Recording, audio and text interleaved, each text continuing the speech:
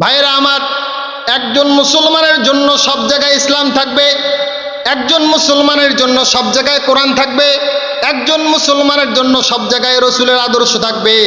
আল্লাহ তাআলা বলেন, ইয়া আইয়ুহাল্লাযীনা আমানু দুখুলু ফিস-সিলমি কাফা।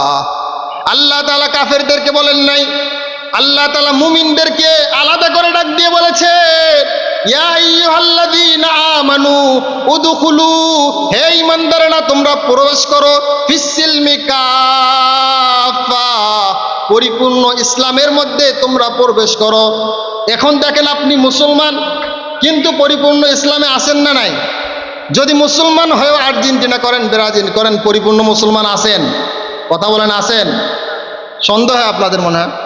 সন্দেহ হয়?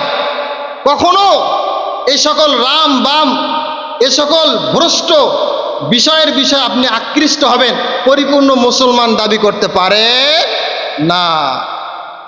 আল্লাহ তাআলা বলেন, আফাতুমিনুনা বিবাদিল কিতাব ওয়া তাকফুরুনা বিবাদ ফামা জাযাউ মান ইয়াফআলু যালিকা মিনকুম ইল্লা খিজিয়ুন ফিল হায়াতিদ দুনিয়া ওয়া ইয়াউমাল কিয়ামাতি ইরাদ্দুনা ইলা আশাদ্দিল আযাব।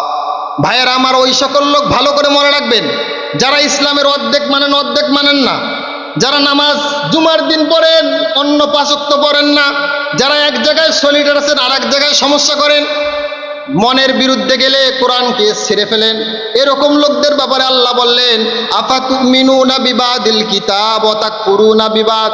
হে মুসলমানেরা, তোমরা কিছু মানবে, আফাতুমিনুনা বিবাদিল কিতাব, আমার কিতাবের কিছুর উপর ঈমান আনবে, ওয়া তাকফুরুনা বিবাদ, আর কিছুর উপর ঈমান আনবে না, এরকম যদি মনে করো তাহলে শুনে রাখো, ফামা জাযাউ মান ইয়াফআলু যালিক মিনকুম ইল্লা খিজিয়ুন ফিল হায়াতিদ দুনিয়া, এমন যারা দুনিয়ায় করবা আমি আল্লাহ তাআলা তাদের জন্য দুনিয়ার মধ্যে লাঞ্ছনা দান করবো। জোরে বলেন নাউজুবিল্লাহ।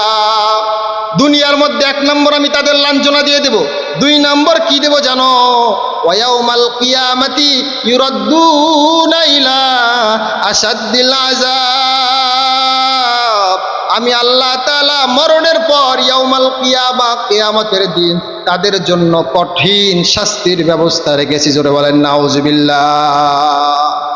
এবার চিন্তা করেন, আপনি মুসলমান হয়ে একদিকে নামাজ পড়লেন, আরেক দিক খারাপ কাজ করলেন, এক জায়গায় ইসলাম মানলেন, আর এক জায়গায় ইসলাম মানলেন না, তাহলে দেখেন আপনার জায়গা জান্নাতে রাখলেন নাকি জাহান্নামে রাখলেন? আল্লাহ তাআলা স্পষ্টই তোমাদের সামনে কোরআনের আয়াতকে স্পষ্ট করে দিয়েছেন।